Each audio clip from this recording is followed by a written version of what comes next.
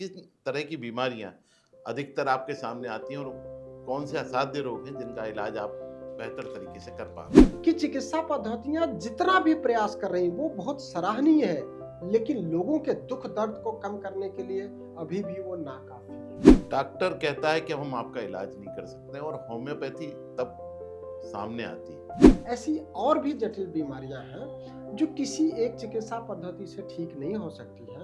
इसके लिए holistic treatment का केंद्र बनाया जाए, और वो होलिस्टिक ट्रीटमेंट का केंद्र यदि भारत नहीं बनाएगा तो कौन बनाएगा? जिस अस्पताल में मरीज भर्ती है, जहां उसको बॉटल्स चढ़ रही हैं या आप बात करने की स्थिति में नहीं है, तो वो दवाइयां जो कारगर हो सकती हैं वो दवाइयां डॉक्टर देने से मना कर देता है। इतनी वेल एस्टेब्लिश सिस्टम है तो उसको क्यों न कंबाइन करके डॉक्टर्स को अपना ईगो हटा करके मरीज के हित में सबको एक साथ आना चाहिए। इसका सबसे बड़ा जो उदाहरण था वो था कोरोना।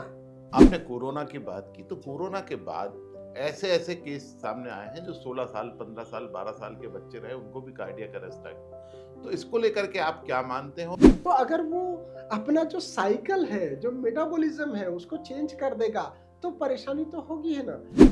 आपकी बात को राष्ट्रपति भी सुन लेती हैं, प्रधानमंत्री तक भी आपके सुझाव पहुंच जाते हैं, लेकिन स्थानीय स्तर की बात करें, हम स्थानीय प्रदेश की बात करें कि मध्य प्रदेश की सरकार उन सुझावों पर अमल नहीं कर पा रही है। मैं वही बोल रहा था कि कई बार क्या होता है कि उसका परिणाम आने में थोड़ा समय लग जाता है। आज आज जो सरकार की बात कर रहे हैं आप, थोड़ा सा सरकार ने होम्योपैथी की तरफ ध्यान कम दिया। अभी मध्य प्रदेश में 11 आयुर्वेदिक कॉलेज की घोषणा की और एक ही होम्योपैथिक कॉलेज की घोषणा की गई उज्जैन में, लेकिन वो भी अभी तक बन नहीं पाया। होम्योपैथी चिकित्सा में एक आम धारणा बन गई है कि बहुत महंगी है।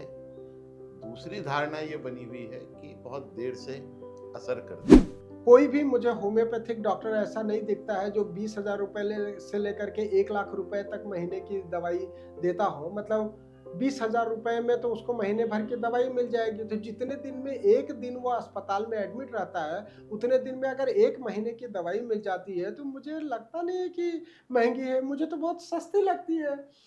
10 अप्रैल को विश्व स्वास्थ्य दिवस और विश्व होम्योपैथी दिवस है। होम्योपैथी के जनक डॉक्टर सैमुअल हैनीमन की जयंती है और इस दिवस को पूरे विश्व में विश्व होम्योपैथी दिवस के रूप में मनाया जाता है। ये पैथी कितनी पुरानी है इसका अंदाज इस बात से लगता है कि ये डॉक्टर हैनीमन की 271वीं जयंती है। तात्पर्य है कि लगभग 250 साल पुरानी इस पैथी को वो मुकाम हासिल नहीं हो पाया पूरे देश में या पूरे विश्व में जो हासिल होना चाहिए था, लेकिन इसके बावजूद भी कई सारे लोग बहुत अच्छे काम कर रहे हैं और इस पैथी के माध्यम से असाध्य बीमारियों के इलाज भी कर रहे हैं। आज हमारे साथ मौजूद हैं भारत के प्रसिद्ध होम्योपैथिक चिकित्सक डॉक्टर ए.के. द्विवेदी, जो advanced homeo health centre and homeopathy medical research private limited के निदेशक हैं। कई सारी बीमारियां हैं जिन्हें अगर मैं पढ़ना शुरू करूंगा तो लगता है मुझे कि डॉक्टर साहब से हम बात ही नहीं कर पाएंगे, क्योंकि होम्योपैथी को लेकर के जो काम डॉक्टर ए.के. द्विवेदी साहब ने किए हैं उसमें उन्हें राष्ट्रपति तक ने सम्मानित किया है। राज्यपाल भी सम्मानित करते रहते हैं, विभिन्न राज्यों में सेमिनार में जाते हैं, इस बीच में अपनी किताबें लिखने का समय भी निकाल लेते हैं।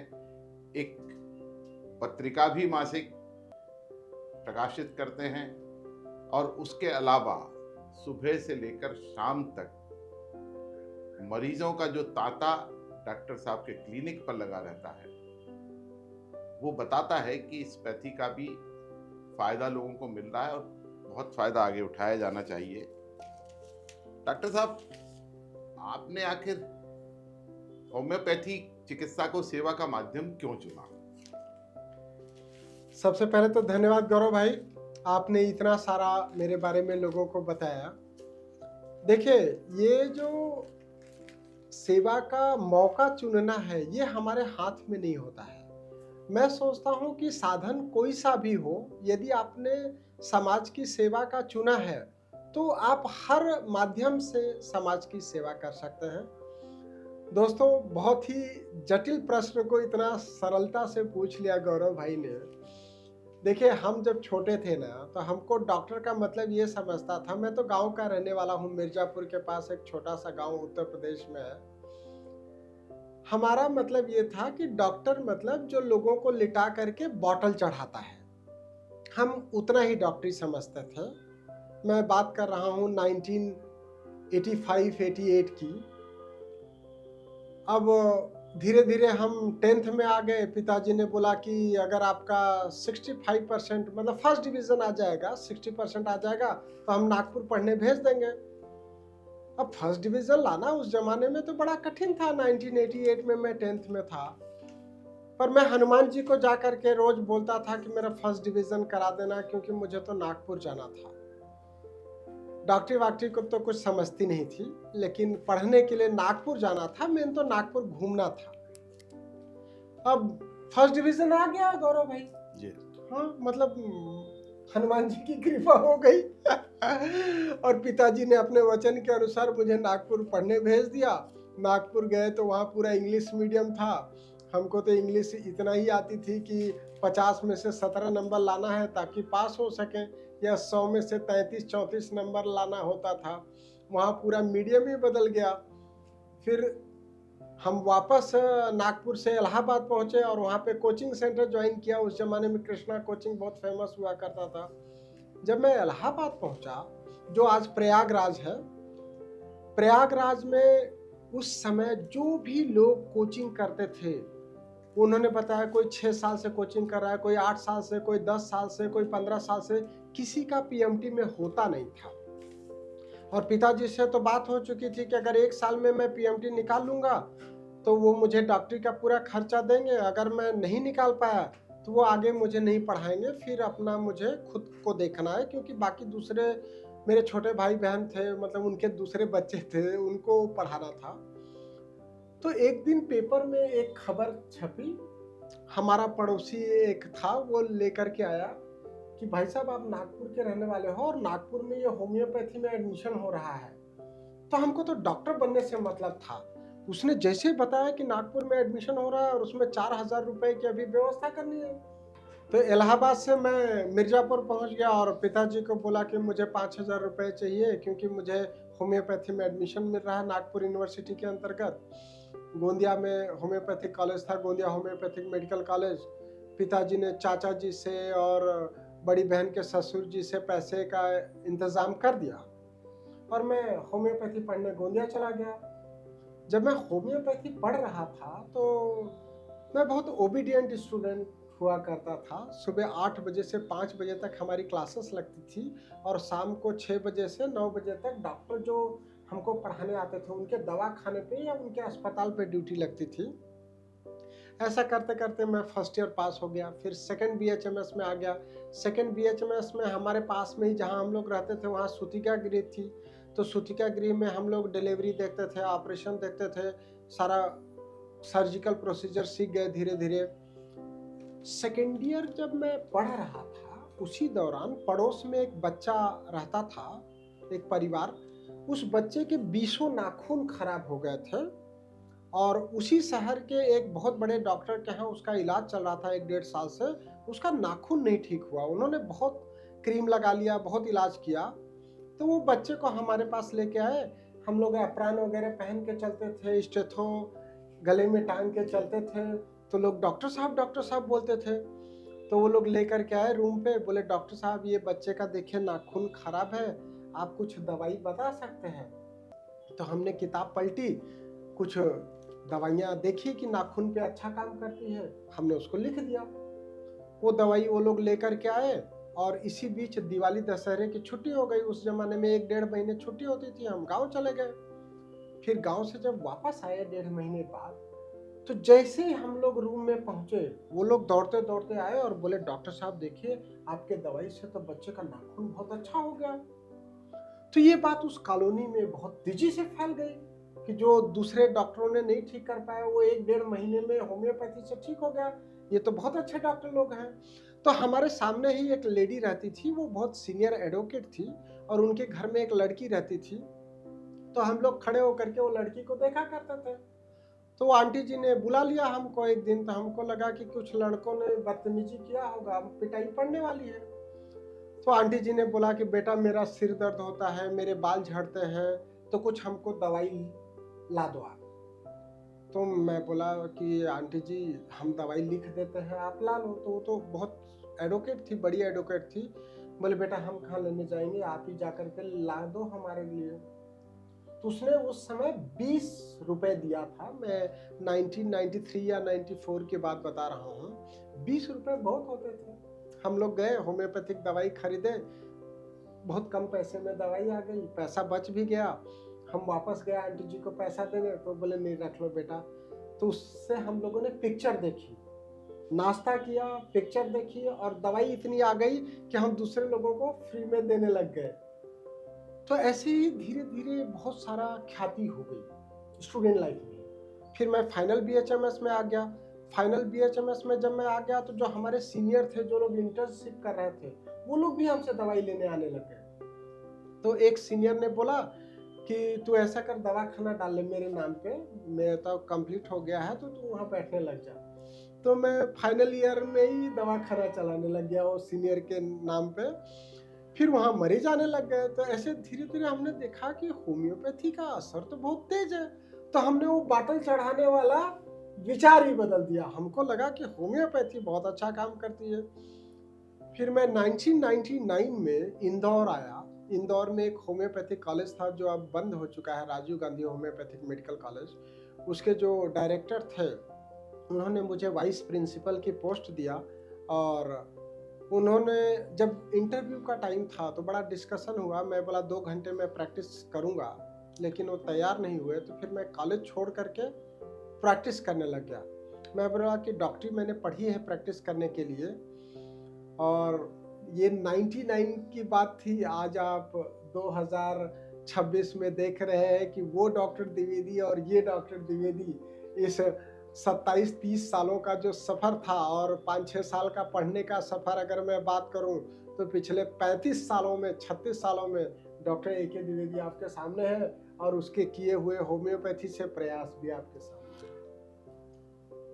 35 साल के इस जीवन में होम्योपैथी से कितने प्रकार के आप इलाज संभव मान रहे हैं और किस तरह की बीमारियां अधिकतर आपके सामने आती हैं, और कौन से असाध्य रोग हैं जिनका इलाज आप बेहतर तरीके से कर पा रहे हैं? गौरव भाई, बीमारियां तो बहुत असाध्य आती हैं। मेरा बेटा भी अभी डॉक्टर बन गया है, मेरी बेटी डॉक्टर है, मेरे दामाद जी डॉक्टर हैं। जब मैं रोज घर जाता हूँ तो वाइफ के साथ और बेटे के साथ डिस्कस होता है कि दुनिया में दुख बहुत है, करने के लिए बहुत है चिकित्सकों को।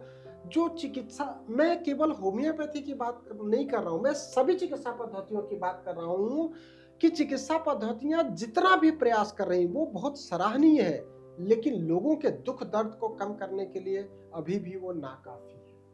कल ही मेरे पास सिकल सेल एनीमिया का मरीज आया। सिकल सेल एनीमिया के पेशेंट लेडी थी, वो, उसके 2 बच्चे हैं। वो जब लेडी बाहर चली गई तो उसके पति ने मुझे बताया कि सर मैं बहुत दुखी हूँ, इनको सिकल सेल एनीमिया है, मैं इतना पैसे कहाँ से लाऊंगा। मैं भगवान के सामने आपको बोल रहा हूँ, मैं नरेंद्र मोदी जी को बहुत सारा धन्यवाद देना चाहता हूँ जिन्होंने आयुष्मान योजना लाई। उसने मुझे बताया कि इनको एवियन हो गया था। सिकल सेल के मरीजों में एवियन बहुत कॉमन है, उसको ब्लड नहीं बन रहा है, उसका हीमोग्लोबिन कम रहता है, बार बार बीमार हो जाती है। उसने आयुष्मान से इंदौर के एक बड़े अस्पताल में उसका हिप रिप्लेसमेंट कराया। आप सोचिए कितनी गंभीर समस्या है। अगर किसी भी व्यक्ति को ऐसा बच्चा पैदा हो जाए या परिवार में एक सदस्य हो जिसको हर 25 दिन में या हर महीने ब्लड लगाना हो, उसके दुख की आप कल्पना कर सकते हो। उसका पति मुझे बोला कि सर मैं बहुत परेशान हो गया हूँ। हम कहा नहीं, हिम्मत मत हारो। मध्य प्रदेश सरकार ने अभी एक योजना लाई जिसमें सिकल सेल मरीजों का कार्ड बन रहा है। हमारे राज्यपाल साहब ने बहुत प्रयास किया। गवर्नर साहब मंगू भाई पटेल जी मेरे ऊपर बहुत स्नेह रखते हैं। मैं उनको पूरी जनता की तरफ से प्रदेश की धन्यवाद देता हूं। उन्होंने आने के बाद यहाँ पे सिकल सेल एनीमिया के लिए बहुत बड़ा मुहिम चलाया। कार्ड बनाया सरकार की तरफ से और 600 रुपये महीने उनके अकाउंट में आने लग गए। इसी तरीके से जटिल बीमारी है थैलासीमिया, इसी तरीके से जटिल बीमारी है अप्लास्टिक एनीमिया, जिसमें शरीर में बोन मैरो काम करना बंद कर देता है। पूरे देश से अप्लास्टिक एनीमिया के पेशेंट मेरे पास आते हैं, देश के बाहर से, जैसे नेपाल से, भूटान से और बांग्लादेश से, दुबई से, पाकिस्तान के लोग तो आ नहीं पाते हैं, ऑनलाइन ट्रीटमेंट लेते हैं, कनाडा से, यूएस से, यूके से, सभी जगह से अप्लास्टिक एनीमिया के पेशेंट्स हमारे पास ऑनलाइन कंसल्टेशन लेते हैं। और देश का तो कोई ऐसा राज्य नहीं है जहां से हमारे पास पेशेंट नहीं आते होंगे। एम्स से, पीजीआई से, सीएमसी वेलूर से या अन्य बड़े अस्पतालों से जब ये बोल दिया जाता है कि आप जिंदा ही नहीं बचेंगे, तब लोग हमारे पास होम्योपैथिक ट्रीटमेंट के लिए इंदौर में आते हैं। और हम लोग जो एडवांस्ड होम्योपैथी देते हैं 50 मिलीस्मल पोटेंसी की, उससे वो लोग ठीक हो रहे हैं। ये ऊपर वाले की कृपा है। इसी तरीके से हर प्रकार के कैंसर में क्या होता है, डॉक्टर बोलते हैं ऑपरेशन करा लो, मरीज ऑपरेशन करा लेता है। बोलते कीमोथेरापी करा लो, कीमोथेरापी करा लेता है। रेडियोथेरापी करा लो, रेडियोथेरापी करा लेता है। लेकिन फिर से जब उसको कैंसर हो जाता है, कैंसर में रिकरेंस, रिलैप्स बहुत तेज है, तब वो मरीज जब उन्हीं डॉक्टरों के पास जाता है तो वो लोग उसको देखना नहीं चाहते, क्योंकि उनके पास कुछ अब बचा नहीं है। तब ऐसे मरीज हमारे पास होम्योपैथिक ट्रीटमेंट के लिए आते हैं। इवन कैंसर के ऐसे मरीज भी आते हैं जो अपना कीमोथेरापी पूरी इसलिए नहीं कर पाते हैं क्योंकि कीमोथेरापी के दौरान उनका हीमोग्लोबिन बहुत कम हो जाता है, या प्लेटलेट कम हो जाता है, या पैनसाइटोपेनिया कम हो जाता है। पैनसाइटोपेनिया मतलब आरबीसी, डब्ल्यूबीसी, प्लेटलेट सारा ही कम हो जाता है, हीमोग्लोबिन भी कम हो जाता है। तो वो हमारे पास होम्योपैथी ट्रीटमेंट के लिए आते हैं कि होम्योपैथिक दवाई दे दें ताकि हमारा ब्लड बढ़ जाए, ताकि हम कीमोथेरापी कंटिन्यू कर पाए। नहीं तो उनको कीमोथेरापी के लिए भी ब्लड लगाने की जरूरत पड़ती है। तो गंभीरता की तो बात ही मतलब कितनी करें, वो बड़ा दुखद है। मैं हर मरीज आता है बोले डॉक्टर साहब मेरा दुख बहुत गंभीर है, मेरी परेशानी बहुत गंभीर है। मैं उनको बोलता हूँ कि आप एक दिन 3-4 घंटे दवा खाने में बैठ जाइए, दुख क्या होता है उसका आपको साक्षात्कार हो जाएगा। डॉक्टर कहता है कि हम आपका इलाज नहीं कर सकते और होम्योपैथी तब सामने आती है। तो क्या होम्योपैथी और एलोपैथी को लेकर के, क्योंकि एक सबसे बड़ी समस्या यह है कि जब होम्योपैथी की दवाइयां आप लिखते हैं जी, तो जिस अस्पताल में मरीज भर्ती है, जहां उसको बॉटल्स चढ़ रही हैं या आप बात करने की स्थिति में नहीं है, तो वो दवाइयां जो कारगर हो सकती हैं वो दवाइयां डॉक्टर देने से मना कर देता है। हालांकि कुछ प्रयोग ऐसे भी देखे हैं कि मरीजों के परिजनों ने चोरी से वो दवाइयां दी और उनको रिकवर किया है। जी। तो ऐसी स्थिति में क्या होम्योपैथी और एलोपैथी को क्लब करके इलाज करने के लिए कोई योजना नहीं बनाई जाना चाहिए? गौरव जी, आप बहुत जनहित की बात कर रहे हैं। आपने राष्ट्रपति जी का जिक्र किया था। माननीय राष्ट्रपति जी देश की श्रीमती द्रौपदी मुर्मू जी का मैं बहुत आभारी हूँ। उन्होंने 10 जनवरी 2023 को मुझे मिलने के लिए सौभाग्य दिया था, सौभाग्य प्राप्त हुआ था, मुझे समय दिया था। 10 जनवरी 2023 को मैंने माननीय राष्ट्रपति जी को ये निवेदन दिया था और मैंने 67 पेज का उनको लेटर दिया था।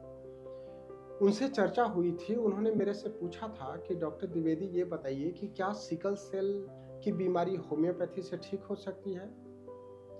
मैंने बोला नहीं मैडम, सिकल सेल पैतृक बीमारी है, हेरिडिटी से आती है, वो किसी भी चिकित्सा पद्धति से ठीक नहीं हो सकती। ऐसी और भी जटिल बीमारियां हैं जो किसी एक चिकित्सा पद्धति से ठीक नहीं हो सकती हैं। मैंने माननीय से ये निवेदन किया कि इसके लिए होलिस्टिक ट्रीटमेंट का केंद्र बनाया जाए, और वो होलिस्टिक ट्रीटमेंट का केंद्र यदि भारत नहीं बनाएगा तो कौन बनाएगा?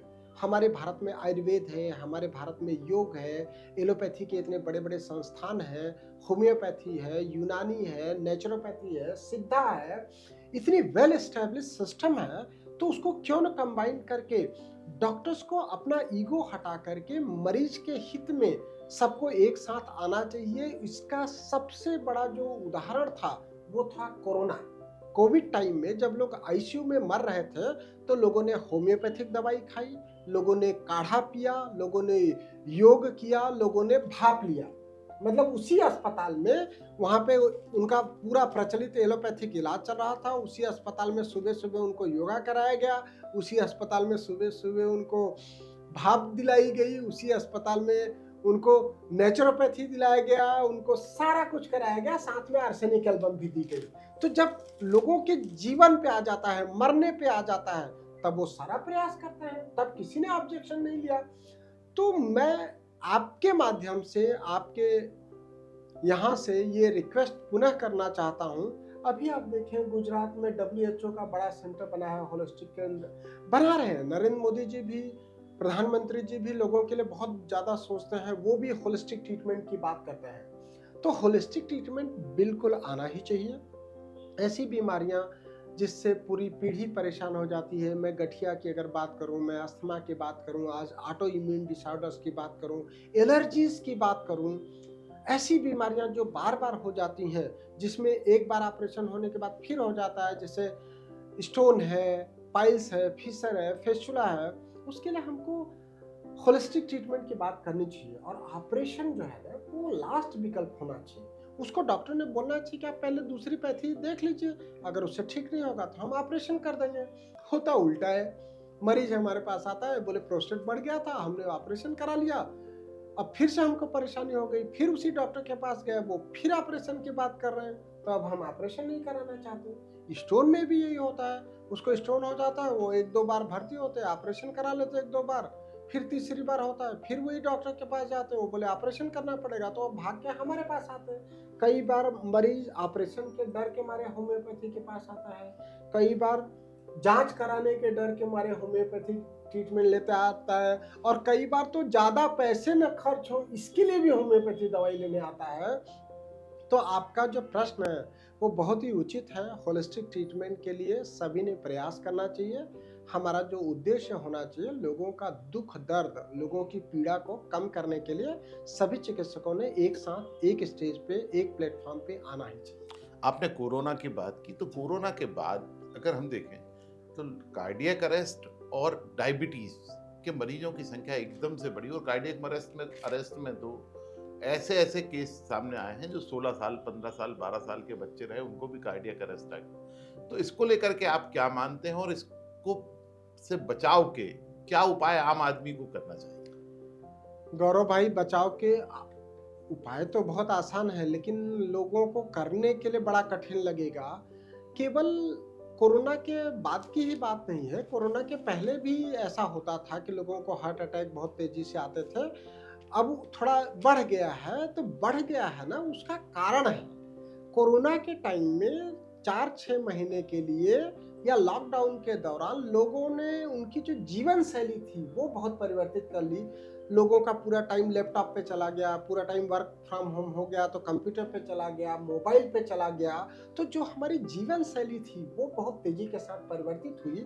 उसके कारण कहीं ना कहीं उनका जो फिजिकल वर्क था, जो उनका हमारा जो एनर्जी थी, वो पूरा कंप्यूटर और लैपटॉप में केंद्रित हो गई। कहीं भी उनका बाहर जाना कम हो गया, सोशल नेटवर्किंग कम हो गया, मतलब सारा कुछ क्या हुआ कि मोबाइल में आ गया। आप देखें 2020 की बात है, 6 साल हो गए, तब और अब में भीड़ कम हो गई, लोगों ने थोड़ा मिलना जुलना कम कर दिया, अब थोड़ा पटरी पे आ रहा है, लेकिन सोच थोड़ी बदल गई। तो मेरा ऐसा मानना है कि ये बीमारी जीवन शैली में हुए परिवर्तन के कारण आ रहा है। हमको नियमित रूप से अपने जीवन शैली को समझाना चाहिए, उसको परिवर्तित करना चाहिए। मैं युवा पीढ़ी को खास करके आपके उससे आग्रह करना चाहूँगा कि युवा पीढ़ी जो रात को 2 बजे, 3 बजे, 4 बजे तक मोबाइल चला रही है, उसको ऐसा नहीं करना चाहिए। कई सारे पेरेंट्स मेरे पास आते हैं कि उनका बेटा रात को 2-3 बजे तक जगता है, पढ़ता है या काम करता है, और वो दोपहर में 2 बजे 3 बजे सो करके उठता है। उन्होंने बहुत समझा लिया, अब आप ही डॉक्टर साहब इसको समझाइए। तो अगर वो अपना जो साइकिल है, जो मेटाबॉलिज्म है, उसको चेंज कर देगा तो परेशानी तो होगी है ना। अगर डायबिटीज की मैं बात करूं तो वो मेटाबॉलिक डिसऑर्डर्स है, वो लाइफ स्टाइल डिसऑर्डर्स है, ऐसे ही ओबेसिटी भी लाइफ स्टाइल डिसऑर्डर्स है, वो भी मेटाबॉलिक डिसऑर्डर्स है, ऐसे ही हार्ट अटैक भी लाइफ स्टाइल डिसऑर्डर्स है। तो मैं लाइफ स्टाइल डिसऑर्डर्स को बदलने की बात करता हूँ। मैं 24 घंटे में से कुछ मिनट, 24 मिनट व्यायाम या वॉकिंग करने की बात करता हूँ, या स्विमिंग करने की बात करता हूँ, या साइकिलिंग करने की बात करता हूँ।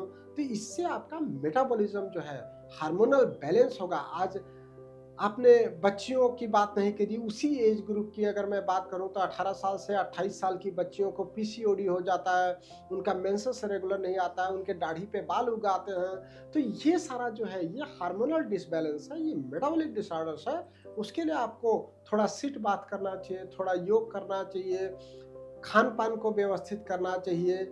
मुझे लगता है यदि ऐसा करेंगे लोग, थोड़ा मेरे बारे में बुरा बोल सकते हैं कि बहुत ज़्यादा ज्ञान दे रहे हैं, लेकिन अगर बुरा मानते हुए भी थोड़ा अपना लेंगे तो मुझे लगता है कि prevention is better than cure. Obesity, heart attack और डायबिटीज को काफी हद तक कंट्रोल कर सकते हैं। जो ज्ञान आपने प्राप्त किया, अगर उस समय की हम परिस्थिति का आकलन जी, करें तो पूरे देश में बमुश्किल 15-20 होम्योपैथी कॉलेज रहे होंगे।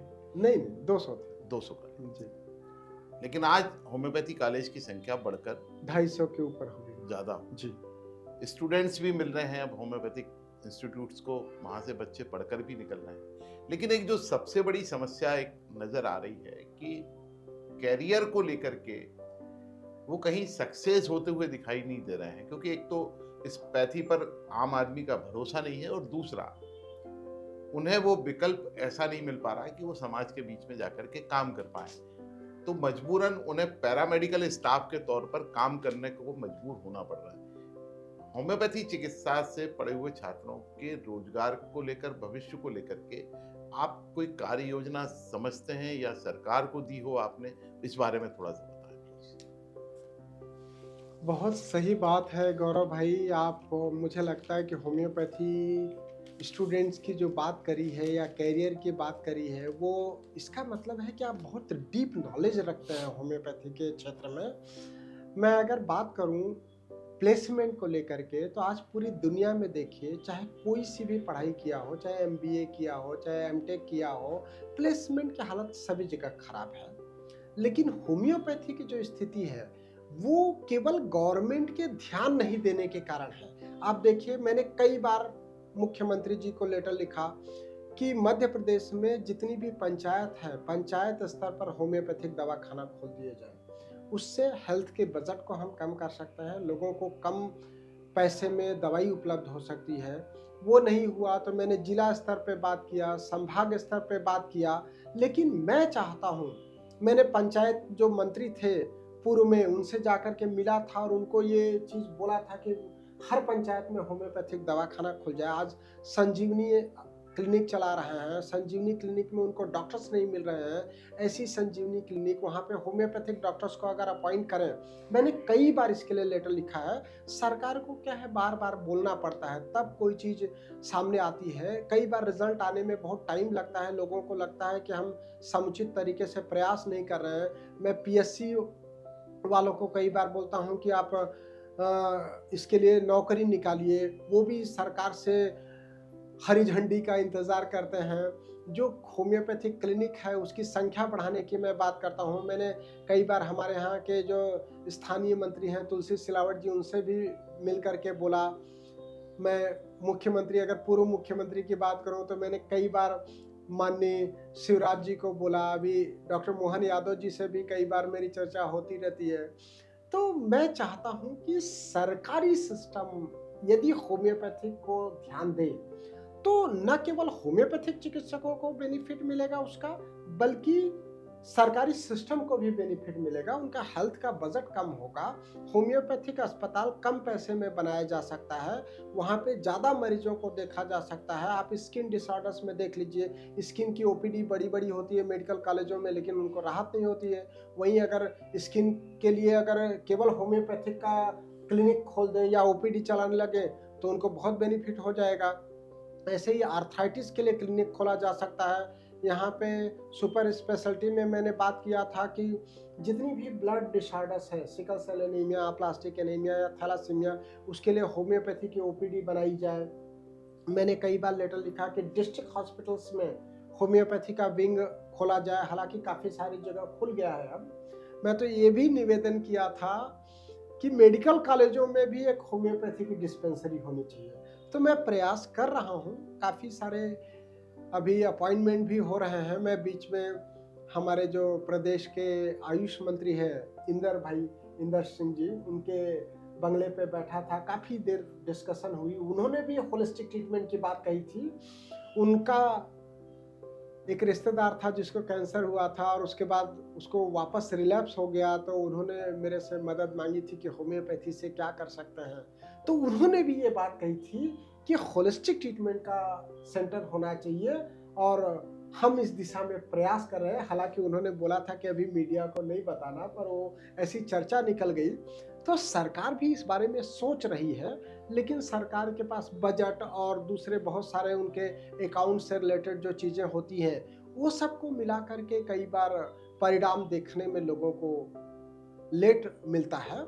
लेकिन केंद्र सरकार की अगर मैं बात करूं, तो केंद्र सरकार में जब नरेंद्र मोदी जी प्रधानमंत्री बने 2014 में, तो उन्होंने आते से ही सबसे बड़ा काम किया, उन्होंने आयुष मंत्रालय बनाया। पहले आयुष विभाग हुआ करता था, हेल्थ मंत्रालय के अंडर में एक छोटा सा विभाग होता था। उन्होंने वेल एस्टैब्लिश आयुष मिनिस्ट्री बना दिया और आयुष मिनिस्ट्री बनने के बाद 2015 से मैं कंटिन्यू उस मिनिस्ट्री का मेंबर हूँ। केंद्रीय होम्योपैथिक अनुसंधान परिषद में साइंटिफिक एडवाइजरी बोर्ड का मैं देख रहा हूँ कि किस तरीके से होम्योपैथी और आयुष के क्षेत्र में पूरे देश में विकास हुआ है, रिसर्च को बढ़ावा मिल रहा है, जो वैलिडेशन था दवाइयों का उसको बढ़ावा दिया है, जटिल बीमारियों पे आज युवा पीढ़ी काम कर रही है, नए बच्चे जो कॉलेजों में पढ़ रहे हैं उनको इंटीग्रेटेड सिस्टम पढ़ाया जाने लग गया है।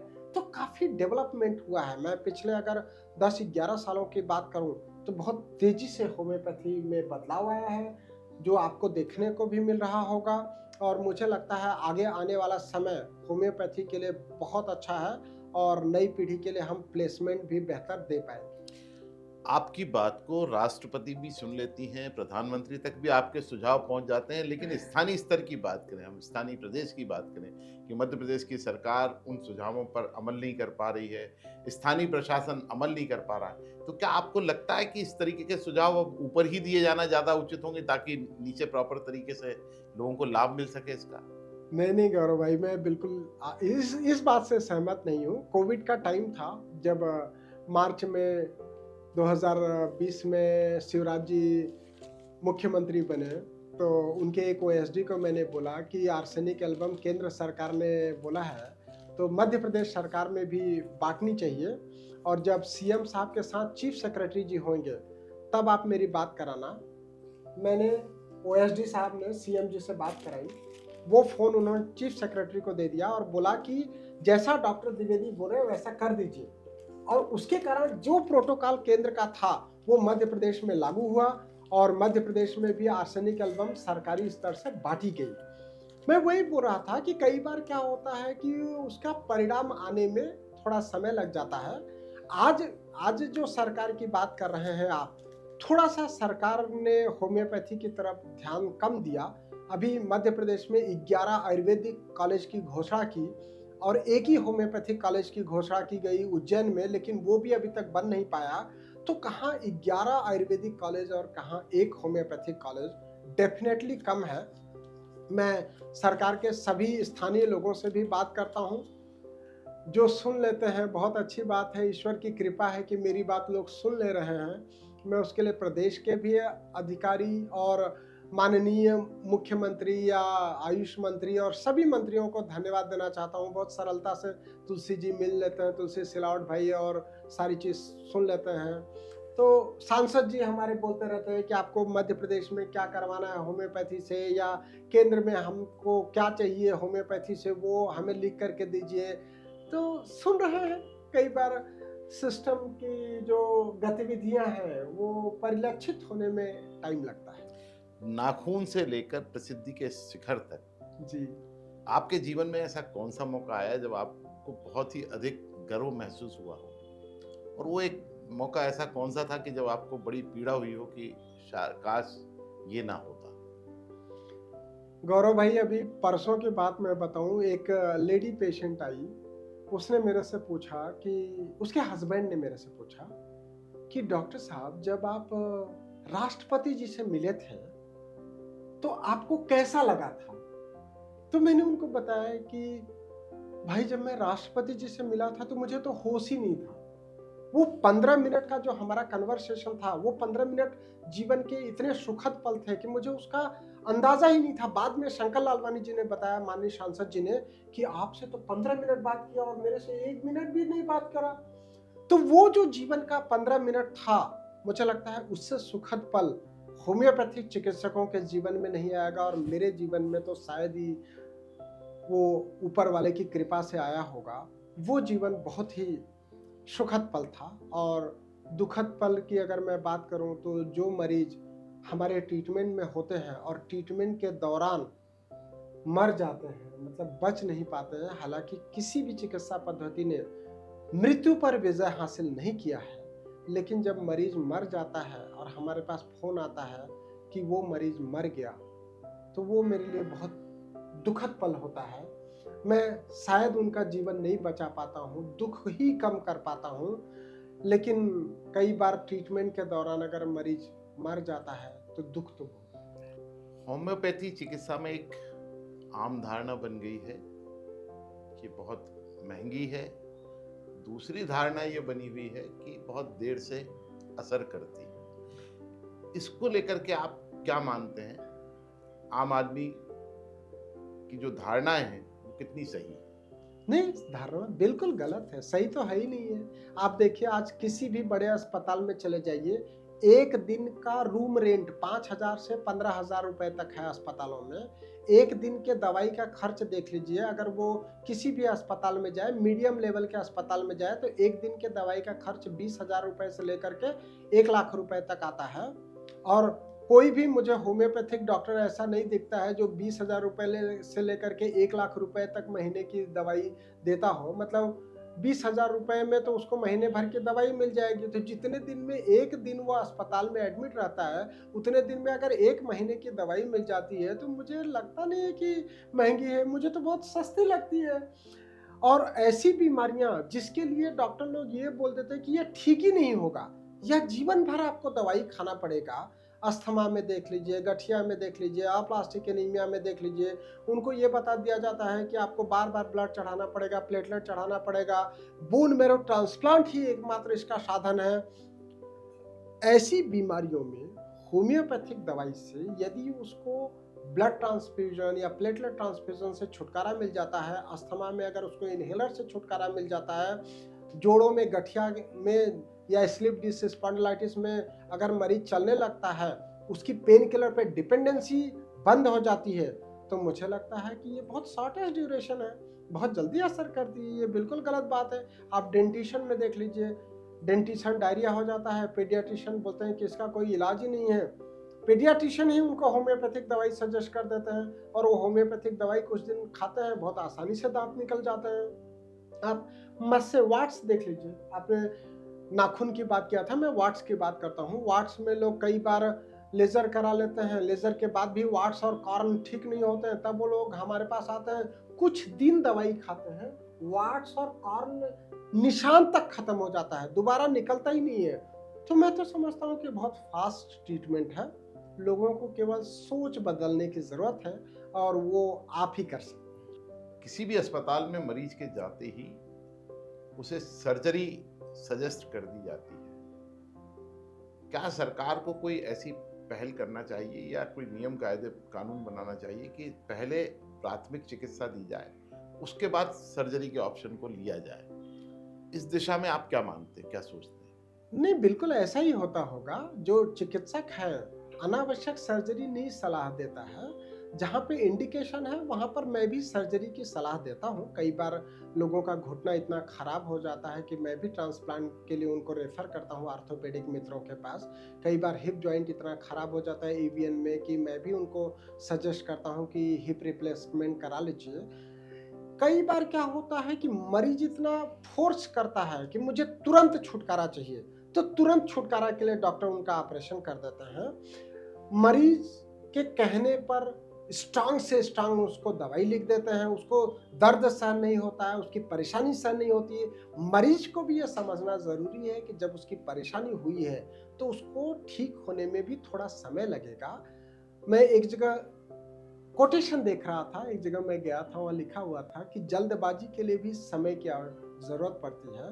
तो जब हमको बीमारी हुई है ना, तो हमको भी ये समझना चाहिए कि जिस तरीके से बीमारी हुई है, तो बीमारी को ठीक होने में भी समय लगता है।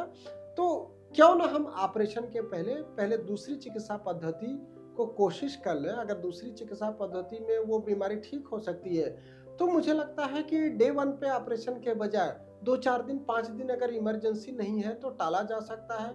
कई चिकित्सा पद्धतियों के चिकित्सकों से मिल करके, उनका अभिमत लेकर के फिर एक फाइनल डिसीजन होना चाहिए, जिसको प्लान्ड सर्जरी बोलते हैं। प्लान्ड सर्जरी की ओर डॉक्टर्स को भी जाना चाहिए और मरीजों को भी जाना चाहिए। तो ये थे होम्योपैथी के डॉक्टर ए.के. द्विवेदी की एक बहुत अच्छी नसीहत आपको और हमको देकर जा रहे हैं कि किसी भी इलाज के लिए जल्दबाजी मत कीजिए।